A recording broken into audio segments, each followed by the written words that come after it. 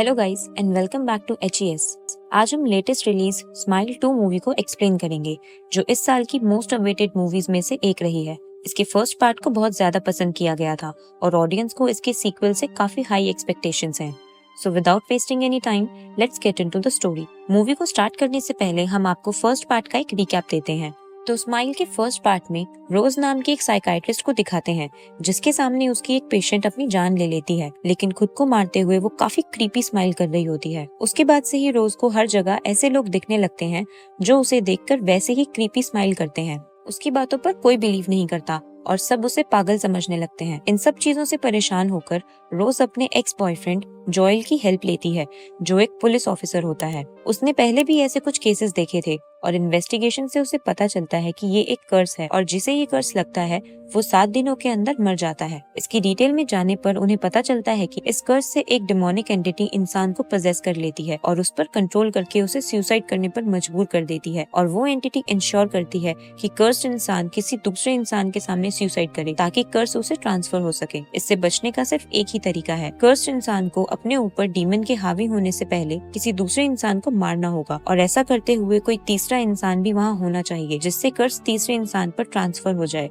पहला इंसान बिना अपनी जान लिए कर्स से फ्री हो जाए। अब रोज ऐसा नहीं करना चाहती थी, इसलिए वो अपने पुराने घर में जाकर छुप जाती है और अपनी मौत का इंतजार करती है। वो ऐसा इसलिए करती है ताकि उसकी मौत के दौरान कोई उसके सामने ना हो, जिससे ये कर्स उसके साथ खत्म हो जाए। लेकिन जोएल उसे ढूंढते हुए वहाँ आ जाता है और एट लास्ट रोज को डीमन पजेस कर लेता है और वो जोएल के सामने अपने आप को आग लगाकर सुसाइड कर लेती है और वो कर्स जोएल को ट्रांसफर हो जाता है। इसी के साथ मूवी एंड हो जाती है। अब हम स्टार्ट करते हैं स्माइल का सेकंड पार्ट, जिसकी स्टार्टिंग जोएल से ही होती है। वो इस कर्स से फ्री होने के लिए किसी को मारने के लिए ढूंढ रहा होता है। के लिए वो कुछ क्रिमिनल्स को ढूंढता है क्योंकि वो किसी इनोसेंट को इस कर्स में नहीं फंसाना चाहता था। जोएल एक आदमी पर गन पॉइंट करके उसे उसके घर में ले जाता है, जहाँ उसका भाई भी होता है, जिसके सामने जोएल उस आदमी को मार देता है। ये देखकर उसका भाई जोएल पर शूट करता है। अपने बचाव के लिए जोएल भी शूट करता है, लेकिन अनफॉर्चुनेटली उस आदमी को गोली लग जाती है और वो मर जाता है। ये देखकर जोएल घबरा जाता है और सोचता है कि अब कर्स मुझ पर से नहीं हटेगा। तभी उसे वहाँ एक और लड़का दिखता है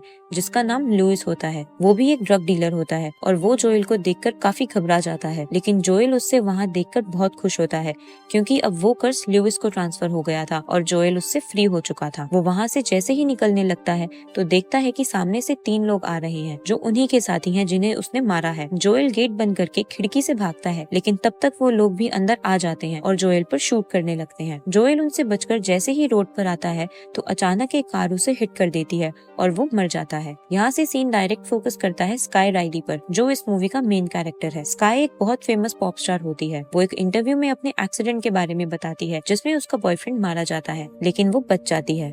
यहाँ हमें ये भी पता चलता है कि इस एक्सीडेंट के बाद स्काई ड्रग एडिक्ट हो गई थी, जिससे वो अब काफी उभर चुकी है और एक कमबैक प्लान कर रही है, जिसके लिए वो एक वर्ल्ड टूर भी अनाउंस करती है। इस टूर की सारी अरेंजमेंट्स उसकी मॉम मैनेज कर रही होती है और जोशुआ उसको असिस्ट कर रहा होता है। इसके बाद स्काई को उसके शो की रिहर्सल करते हुए दिखाया जाता है और अचानक उसकी बैक में पेन होने लगता है, लेकिन वो रिहर्सल कंटिन्यू रखती है। उसका पेन काफी बढ़ जाता है और वो पेन किलर लेने जाती है, लेकिन स्काई अपनी मॉम से छुपकर उसे लेती है क्योंकि वो काफी स्ट्रॉन्ग ड्रग्स थे। वो अपने एक ओल्ड फ्रेंड के पास जाती है जो एक ड्रग डीलर था और वो कोई और नहीं लुइस ही था। लुइस अब पूरे तरीके से पजेस्ड हो चुका था, जिस वजह से वो स्काई पर अटैक करता है। वो अचानक से अपने रूम से घबराया हुआ बाहर आता है। वो जोर से चिल्लाता है और नीचे गिर जाता है। स्काई समझ नहीं पाती कि लुइस को क्या हुआ है और वो ऐसे क्यों बिहेव कर रहा है। तभी लुइस अचानक उठता है और स्काई को एक क्रीपी स्माइल देता है। ये देखकर स्काई काफी डर जाती है और उससे पीछे हो जाती है। लुइस पास रखी डंबल प्लेट को उठाता है और उसे अपने फेस पर हिट करता है और तब तक मारता है जब तक उसकी मौत नहीं हो जाती। और अब स्काई ने पजेस्ड लुइस को मरते हुए देख लिया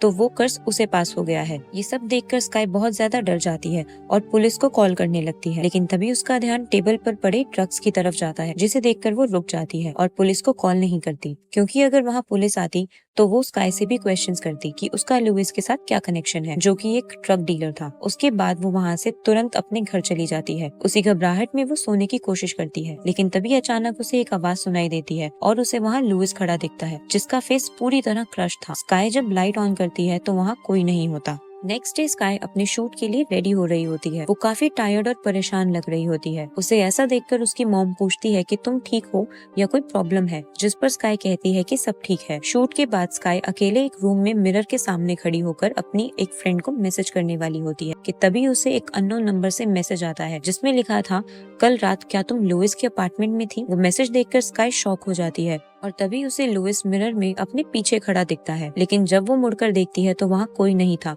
लेकिन मिरर में उसे अभी भी लुइस अपने पीछे खड़ा ही दिख रहा था और अचानक वो स्काई पर अटैक करता है। तो जैसे ही वो पीछे हटती है, लुइस वहाँ से गायब हो जाता है। स्काई को समझ नहीं आ रहा था कि उसके साथ ये सब क्या हो रहा है। नेक्स्ट सीन में स्काई को उसके फैंस के साथ फोटोज क्लिक करवाते हुए दिखाया जाता है। वहाँ एल्फ्रेडो नाम का एक लड़का आता है जो एक येलो टी शर्ट पर स्काई का ऑटोग्राफ लेता है। जब वो उसके साथ फोटो क्लिक करवाता है तो एल्फ्रेडो कुछ अजीब बातें करना स्टार्ट करता है। वो उसे कहता है कि मुझे तुम्हारे अंदर की सैडनेस दिख रही है और तुम्हारी स्किन भी बहुत सॉफ्ट है। स्काई, मैं तुम्हें बहुत पसंद करता हूँ।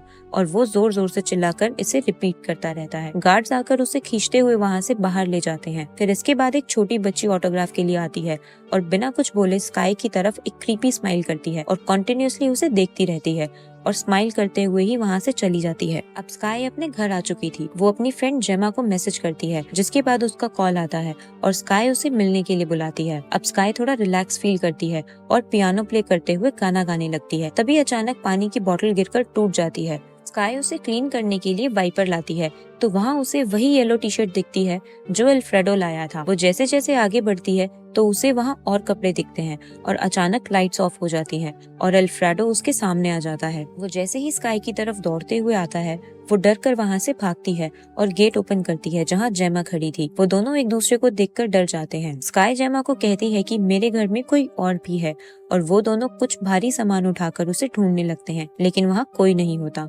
और ना ही वहाँ कोई कपड़े थे। जेमा स्काई से पूछती है कि क्या तुम ठीक हो, जिस पर स्काई उसे कहती है कि कुछ दिनों से मुझे अजीब चीजें दिख रही हैं। जेमा उससे पूछती है कि क्या तुमने दोबारा ड्रग्स लेना स्टार्ट कर दिया है, जिस पर स्काई कहती है कि ऐसा कुछ नहीं है। अब स्काई जेमा को लुइस के घर पर हुए इंसिडेंट के बारे में बताती है और कहती है कि जब से मैंने उसे मरते हुए देखा है तब से मुझे वो क्रीपी स्माइल करते हुए लोग हर जगह दिख रहे हैं। जेमा रात को स्काई के पास ही रुकती है। उसी रात स्काई को अपने एक्सीडेंट के विजुअल्स आते हैं। वो बहुत ज्यादा इंजर्ड थी और उसका बॉयफ्रेंड भी मर चुका था। उसकी डेड बॉडी को देखकर स्काई बहुत जोर से रोने लगती है और अचानक से उसकी आंख खुल जाती है और वो देखती है कि वो अपने रूम में है। वो जैसे ही उसके साइड में सोई हुई जेमा की तरफ देखती है, वो अचानक से जाग जाती है और वही क्रीपी स्माइल करके स्काई की तरफ देखने लगती है। स्काई डर कर बेड से नीचे गिर जाती है और जैसे ही वो खड़ी होती है तो देखती है कि सुबह हो गई है और जेमा उन दोनों के लिए कॉफी बना कर लाई है। स्काई सोचती है कि हो सकता है उसने सिर्फ कोई बुरा सपना देखा हो।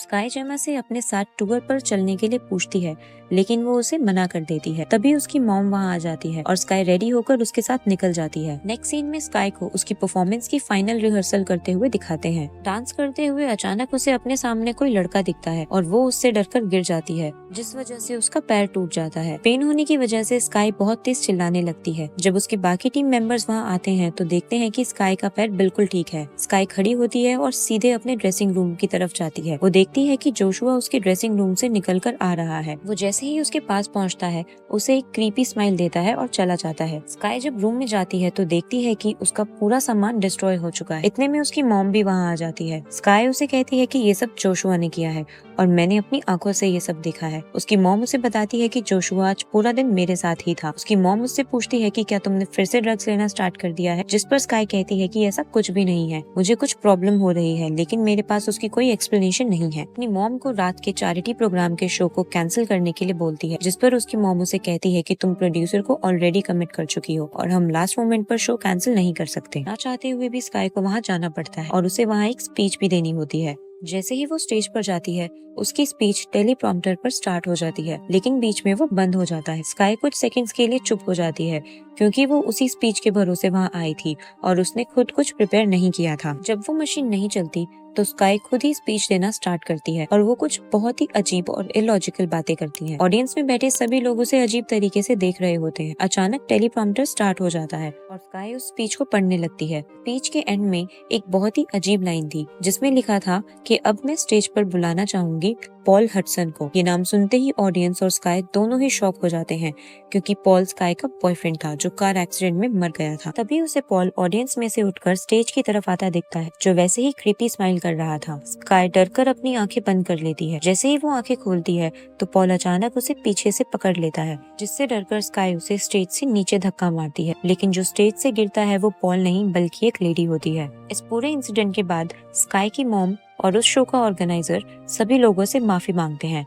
स्काई अब अपने घर आ चुकी थी। उसे दोबारा उसी अननोन नंबर से मैसेज आता है। वो उसे कहता है कि तुम एक बहुत बड़े खतरे में हो और मैं तुम्हारी हेल्प कर सकता हूँ, लेकिन उससे पहले मुझे तुमसे मिलना होगा। स्काई के पास दूसरा कोई ऑप्शन नहीं होता और ना ही कोई उसकी बातों पर बिलीव कर रहा होता है, इसलिए वो उससे मिलने चली जाती है। वो उसे मिलने के लिए एक बार में बुलाता है। उस आदमी का नाम मॉरिस होता है। वो एक नर्स होता है। मॉरिस स्काई को इस कर्स के बारे में बताता है और कहता है कि इसे आगे फैलने से रोकने के लिए तुम्हें खुद को डीमन से पहले मारना होगा। स्काई उसकी बातों पर बिलीव नहीं करती और पूछती है कि तुम ये सब कैसे जानते हो। मॉरिस कहता है कि क्योंकि मेरा भाई भी इस कर्स की वजह से मारा गया था और उसने मुझे इन सब बातों के बारे में बताया था, लेकिन उस टाइम मैंने उस पर बिलीव नहीं किया। स्काई को उसकी बातें अजीब लगती है और वो वहाँ से चली जाती है। स्काई घर पहुंचकर अपना सामान पैक करने लगती है और जैसे ही वो बाहर निकलने लगती है उसके सामने बहुत सारे लोग आ जाते हैं जो उसे देखकर वही क्रीपी स्माइल कर रहे हैं। स्काई उन्हें देखकर भागती है और वो पूरे घर में उसका पीछा करते हैं और उसे पकड़कर उसे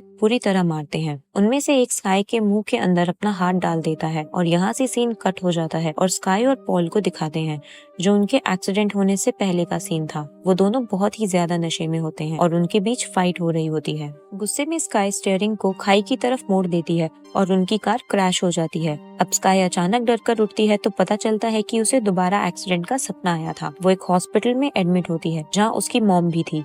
वो स्काई को बताती है कि तुम हमें घर पर बेहोश मिली, इसलिए हमने तुम्हें यहाँ एडमिट करवाया। स्काई अपनी मॉम को कहती है कि मैं ठीक हूँ और मुझे अब यहाँ से जाना होगा, लेकिन उसकी मॉम उसे कहीं जाने नहीं देती क्योंकि कुछ ही देर में उन्हें टूर के लिए निकलना था। स्काई टूर कैंसिल करने के लिए बोलती है, लेकिन उसकी मॉम नहीं मानती और उन दोनों के बीच बहस हो जाती है। उसकी मॉम अचानक खड़ी होती है और स्काई की तरफ स्माइल करने लगती है। वो मिरर तोड़कर कांच का टुकड़ा उठाती है और उससे अपने आप को स्टैप करने लगती है।